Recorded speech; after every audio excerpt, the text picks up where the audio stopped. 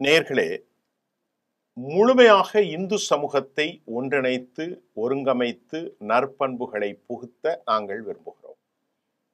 இதன் மூலம் அவர்கள் ஒரு வளமான மற்றும் வலிமையான பாரதத்தை உருவாக்குவார்கள்.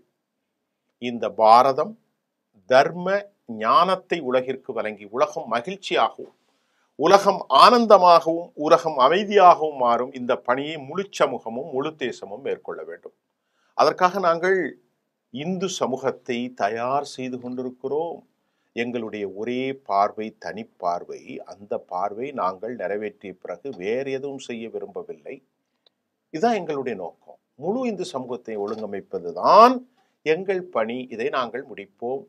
ஒழுங்கமைக்கப்பட்ட சமூகம் மீத உள்ளவற்றை செய்யும். ஒழுங்கமைக்கப்பட்ட வலிமையான இந்து சமூகமே எங்கள் நோக்கம், எங்கள் பார்வை என்று கூறியிருக்கிறார். யாரு? RSSனுடைய தற்போதைய தலைவர் திரு மோகன் பாகவத் அவர்களின் கருத்து.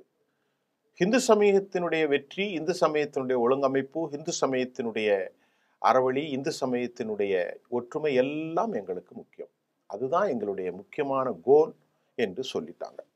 அடுத்து அவர் பேசும்போது, அயோத்தியில் ராமர் கோயில் கட்டும் கோரிக்கையை காங்கிரஸ் கட்சி ஆதரித்ததால் RSS தொண்டர்கள் அவர்களுக்கே வாக்களித்திருப்பார்கள் என்று மோகன் பாகவத் கூறுகிறார். ராஷ்டிரிய சுயம் சேவக் சங்கம் ஒரு தனிநபரையோ அல்லது அரசியல் கட்சியோ ஆதரிப்பதில்லை. சங்கத்தை பொறுத்தவரை கொள்கைகள் மட்டுமே ஆதரிக்கிறது. அயோத்தியில் ராமர் கோயில் கட்டும் கோரிக்கையை காங்கிரஸ் கட்சி ஆதரித்தால் RSS தொண்டர்கள் அவர்களுக்கே ஆதரித்திருப்பார்கள். மோகன் பாகவத். நாங்க எந்த ஒரு அரசியல் கட்சியும் ஆதரிப்பதில்லை. மோகன் பாகவத். தேர்தல் அரசியலும் பங்கேற்பதில்லை. கொள்கைகளுக்கு மட்டுமே நாங்கள் ஆதரவளிக்கிறோம்.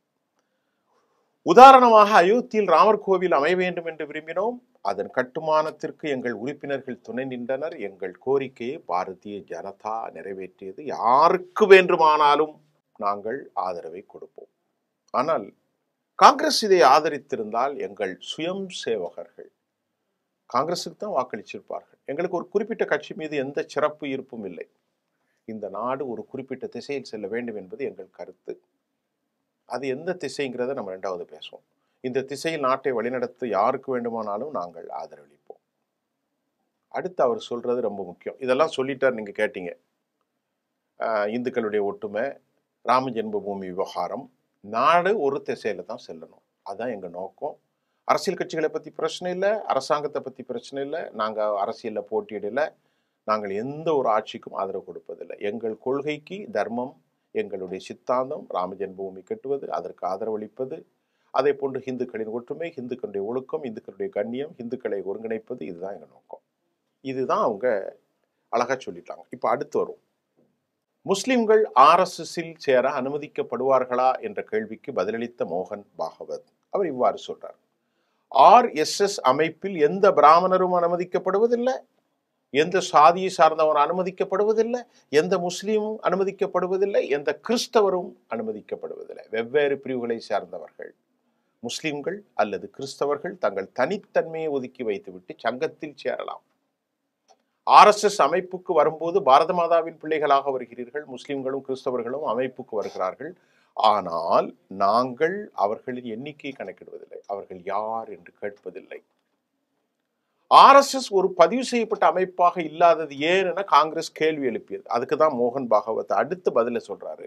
இந்த கேள்விக்கெல்லாம் ரொம்ப பலமுறை பதிலளிக்கப்பட்டு விட்டது. ஆனால் திருப்பி கேள்வி கேட்டுக்கிட்டே இருக்கிறார்கள் என்று சொன்ன திரு மோகன் பாகவத். 1925 தொடங்கப்பட்டதுதான் RSS. பிரிட்டிஷ் அரசாங்கத்தில் பதிவு செய்ய வேண்டும் என்று எதிர்பார்க்கிறீர்களா? சுதந்திரத்துக்கு பிறகு கட்டாயம் பதிவு செய்ய வேண்டும் என்ற சட்டங்கள் கூறவில்லை. தனிநபர்களின் அமைப்புக்கு சட்ட அங்கீகாரம் இருக்கிறது. நாங்கள் தனிநபர்களின் அமைப்பாக வகைப்படுத்தப்பட்டுள்ளோம். நாங்கள் ஒரு அங்கீகரிக்கப்பட்ட அமைப்பு 3 முறை தடை செய்யப்பட்டிருக்கிறோம். அப்படியானால் அரசாங்கம் எங்களை அங்கீகரித்துள்ளது என்றுதான் அர்த்தம். நாங்க இல்லாட்டா அவர்கள் யாரை தடை செய்திருப்பார்கள்? ஒவ்வொரு முறையும் நீதிமன்றங்கள் தடையை ரத்து செய்தது. RSSக்கு ஆதரவு எதிராகவும் பல முறை சட்டசபைகளிலும் நாடாளுமன்றத்திலும் கேள்விகள் அறிக்கைகள் வெளியிடப்பட்டது. சட்டபூர்வமாகவும் உண்மையாகவும் நாங்கள் ஒரு அமைப்பு, நாங்கள் இந்திய அரசியலமைப்புக்கு எதிரானவர்கள் அல்ல. அதில் பதிவு செய்ய வேண்டிய அவசியம் இல்லை. பதிவு செய்யப்படாத பல விஷயங்கள் இருக்கிறது. இந்து தர்மம் கூட பதிவு செய்யப்படவில்லை. எப்போது எதிர்ப்பு ஏற்படும் போதெல்லாம் ஆர்எஸ்எஸ் வலு பெறுகிறது என்று சொன்னார். பதிவு இல்லாமல் செயல்படுவதாக ஆர்எஸ்எஸ் அமைப்பை காங்கிரஸ் விமர்சித்த நிலையில் அவர் இவ்வாறு பதிலளித்திருக்கிறார். தோழர்களே, மோகன் பாகவத்தினுடைய நாக்பூர் பிரச்சாரத்தில் அவர் சொன்னதை நீங்க புரிஞ்சுக்கிடுங்க. அது ஒரு கடுமையான தீவிர ஹிந்துத்துவ அடிப்படை மத துவேஷம் கொண்ட ஒரு அமைப்பா, அல்லது அனைவரையும் தேசத்தில் இணைக்கும் ஒரு அமைப்பா? இந்த கேள்விகளை நீங்க எல்லாம் பார்க்கலாம். அது ஒரு துவேஷியா, துவேஷித்தனமான சுதேசியா? இந்த மாதிரி பல கேள்விகள் இருக்கிறது. அவங்க என்ன சொல்லிட்டாங்க? இந்துக்கள், முஸ்லிம்கள், கிறிஸ்தவர்கள், பிராமணர்கள், இந்த அடையாளம்லாம் எங்களுக்கு கிடையாது. அதுக்கு முன்னாடி இந்துக்களுடைய வலிமையை பற்றுவோம், இந்துக்களை ஒற்றுமைப்படுத்துவோம், இந்துக்களுடைய ஒழுங்கமைப்பு, சீரமைப்பு, ராமர் ஜென்ம பூமியை வந்து ஒழுங்காக கொண்டு வரணும், அதற்கு ஆதரவளித்தால் நாங்கள் எல்லாருக்கும் கட்டுறதற்கு காங்கிரஸுக்கு கூட கொடுத்துருக்கோம். இப்போ நீங்கள் இங்கே பிராமணன்லாம் வரக்கூடாது, முஸ்லீம் வரக்கூடாதுன்னா சொல்லக்கூடாது. அவன் தனி அடையாளத்தெல்லாம் விட்டுட்டு இந்தியனா வரணும், பாரத மாதாவினுடைய பிள்ளையா வரணும். இந்த ஆர்எஸ்எஸ் எப்படி ஒரு தனி அமைப்பாக, தேசத்திற்கான அமைப்பாக, தேசத்தின் எல்லோருக்குமான ஒரு அமைப்பாக இருக்க முடியும் என்ற கேள்வி நமக்கு எழும். அவங்க என்ன சொன்னாங்க? அவங்களுடைய கோர் ஹிந்து தர்மம், ஹிந்து ஒற்றுமை. நல்லா கவனிங்க, தப்பில்லை. ஹிந்து ஒழுங்கமைப்பு, ஹிந்து கட்டமைப்பு, அதுவும் தப்பில்லை. தேசம் ஒருங்கிணைக்கணும், இதெல்லாம் சொன்னாங்க. அடுத்து நாட்டில் பெரிய குழப்பத்தை இன்றும் பேசி கொண்டிருக்கிற மசூதி உடைப்பு, இதுக்கு ஆதரவு கொடுத்தா நாங்க கொடுத்திருப்போம். இதெல்லாம் எங்க கொள்கை. 2. 3வது, எங்களுடைய தர்மத்தையும் எங்களுடைய கொள்கைகளும் மீறியவர்களுக்கு நாங்கள் ஆதரவளிக்க போவதில்லை. உங்க தர்மம் என்ன? மற்ற சமூகத்தை விட்ட இந்துக்களின் ஆட்களை ஒருங்கிணைக்கிறது. தப்பில்லையே, அது நல்ல விஷயம்தான். இந்துக்களின் விவகாரத்தில் அத்துமீறுவது 1993க்கு அப்புறம் இன்னைக்கும் 92, 93, அதுக்கப்புறம் நடந்த கலவரம் 2002 எல்லாம் பேசிக் ஸ்ட்ரக்சர் இந்த ஆர்எஸ்எஸ் நடவடிக்கை என எதிர்க்கட்சிகள் குறை கூறுவதில் நியாயம் இருக்கிறதா? இந்துக்களை ஒற்றுமைப்படுத்துறதுல தப்பில்லை. ஆனால் வழிபாட்டு தலங்களை உடைப்பது, ஆர்எஸ்எஸ் அன்று உடைத்து முடிச்சாச்சு. இன்னைக்கு காசி, இன்றைக்கு மதுரா, இன்னைக்கு உத்தரப்பிரதேசத்துல டார்கெட் ஏராளமானவர்கள். இவன் சொல்லக்கூடிய அவ்வளவு பேரும் ஆர்எஸ்எஸ் தானே என்ற கேள்வியை எதிர்க்கட்சிகள் வைக்கிறார்கள். பஜ்ரங் தள், விஸ்வ ஹிந்து பரிஷத், இந்து முன்னணி, அது மட்டும் இல்லாம ஏராளமான பாரதிய ஜனதா, அவ்வளவும் ஆர்எஸ்எஸ் ஆட்கள் தானே. ஆர்எஸ்எஸ் ஒரு அறிக்கை உடனே, நீங்கள் யாராவது இனி மசூதியை நோண்டக்கூடாது, நீங்கள் யாராவது இனி மசூதியை தோண்டக்கூடாது, நீங்கள் யாராவது தோண்டினால் அவர்கள் உடனடியாக விளக்கம் செய்யப்படுவார்கள் சொல்லியிருக்கிறீர்களா? இல்லை. ராமஜென்ம பூமி மட்டும்தான் அப்படின்னு சொன்ன, இப்போ பல மசூதிகளை எங்களுக்கு சொந்தம்னு சொல்றிய, அப்போ நீங்க ஒரு தேசபக்த இயக்கமா? Point number 1. 2வது, நீங்க கிருஷ்ணரை புகழலாம், நீங்கள் உங்கள் அடையாளத்தோடு பொட்டு வைத்துக்கொண்டு, உங்கள் அடையாளத்தோடு நீங்கள் உங்களுடைய சமூகத்தை, பிராமண சித்தாந்தத்தை, வேத காலத்தை, வேத நடைமுறைகளை, சமஸ்கிருதத்தை நீங்கள் வைக்கலாம். ஆனா முஸ்லிம்களும் கிறிஸ்தவர்களும் தங்களுக்கான தனித்துவ அடையாளத்தை நீக்கிவிட்டு, மோகன் பாகவத் எந்த அளவுக்கு விஷத்தை கக்கிறாருன்னு பாருங்க.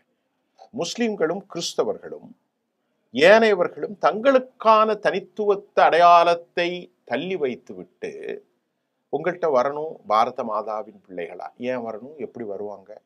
பதில் சொல்லுங்க. அவனுக்கு ஒரு அடையாளம் இருக்கிறது.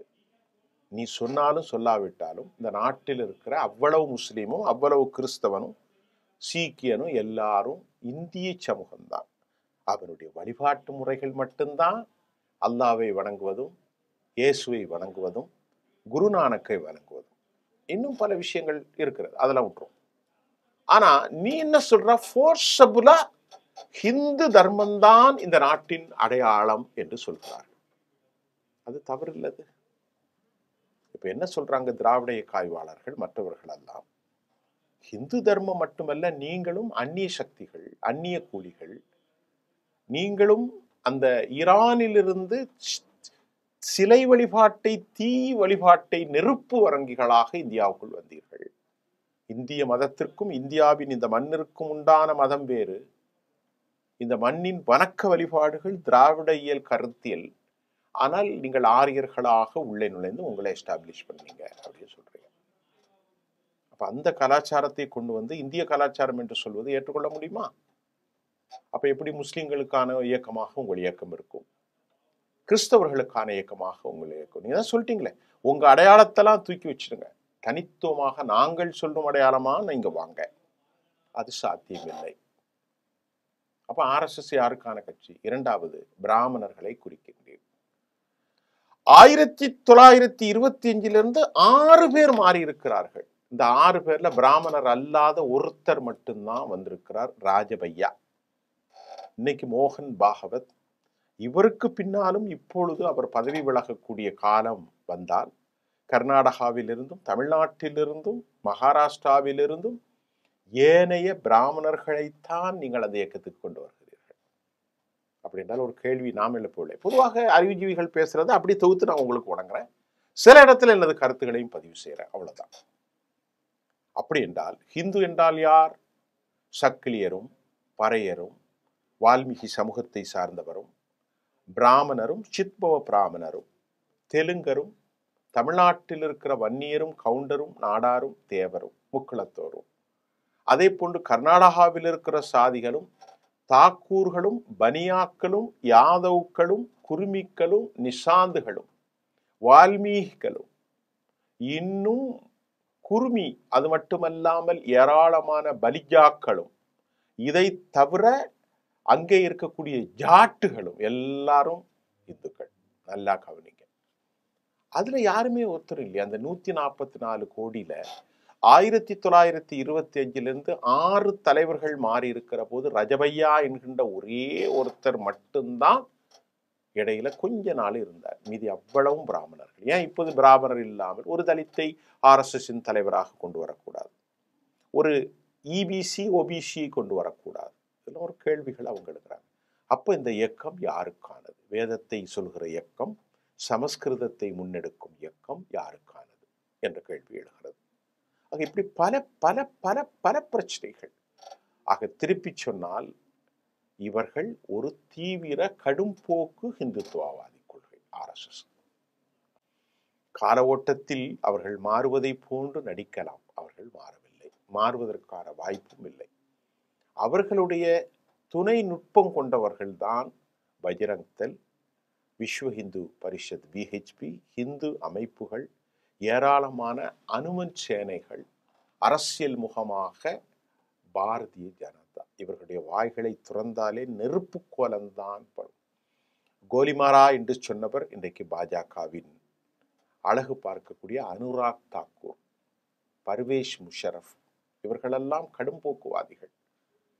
மாலிகான் குண்டுவெடிப்பில் கைது செய்யப்பட்ட அந்த பெண் பிரக்ஷா தாக்கூர், மாலிகான் குண்டுவெடிப்பில் முஸ்லிம்கள், மக்கா மசூதி குண்டுவெடிப்பில் முஸ்லிம்கள், பாகிஸ்தானுக்கு செல்லக்கூடிய சம்யுக்தா எக்ஸ்பிரஸில் முஸ்லிம்கள், அதே போன்று அஜ்மீர் குண்டுவெடிப்பில் முஸ்லிம்கள், எல்லாவற்றிலும் கொலை செய்யப்பட்டதில் கைது செய்யப்பட்ட அசீமானந்தா பிரக்ஷா தாக்கூர் RSS காரர்கள். அப்படி என்றால் நீங்கள் யார்? இதெல்லாம் நிரூபிக்கப்பட்டது. நீங்கள் நிரூபிக்கப்பட்டது, நாம் சொல்லவில்லை. மகாராஷ்டிராவுடைய STS, ஸ்பெஷல் டெரர் ஸ்குவாட், அழகா சொன்னது ஹிந்து பயங்கரவாதம் என்று. இது வெளியே பூசல், அதில் உண்மை இல்லை. RSS ஒரு கடும்போக்கு ஹிந்து இயக்கம். அவர்களின் ஒவ்வொரு நிலையும் ஏனைய ஹிந்துக்களின் தலைகளை வைத்து தங்களை வெளிப்படுத்திக் கொள்வது, பிராமணிய அடிப்படைத்துவ வேதகால ஒழுங்கமைப்பு மட்டும்தான் அவர்களுக்குரியது. இதை நான் சொல்லலை, அவர் சொன்ன கருத்தை நீங்க மறுபடியும் பாருங்க. பாபர் மஸ்ஜிதை நாங்கள் கட்டணும், அதுதான் எங்களுக்கு தர்மம். ஹிந்துக்களை ஒருங்கிணைக்கிறது, அதுதான் எங்க தர்மம். முஸ்லீம்களும் கிறிஸ்தவர்களும் வந்து சேரலாம். ஆனால் அவங்க அவங்க அடையாளத்தை தூக்கி போடணும். அதுதான் எங்கள் தர்மம். எங்களுக்குன்னு சில கொள்கைகளை நோக்கி நாங்கள் முன்னேறுவோம். அதெல்லாம் நாங்கள் விட மாட்டோம். அதுதான் ஒரு தர்மம். இந்து தர்மமாக, இந்து நாடாக மாற்றுவது தான் உங்கள் தர்மம். இடையில அவர்கள் நல்லவர்களை போன்று வேஷம் கட்டி கொண்டு இன்னைக்கு இல்லை, பல வருஷமாக ஆடுகிறார்கள். அதில் 100 ஆண்டு கழிய போகிறது என்பதுதான் RSS பற்றி நிறைய குறிப்புகளின் செய்தியாக நாம் சொல்லவில்லை. எதிர்க்கட்சிகள் சொல்வதும் அவர்கள் மீது வைக்கக்கூடிய குறையாகவும் இருக்கிறது. மீண்டும் சந்திப்போம்.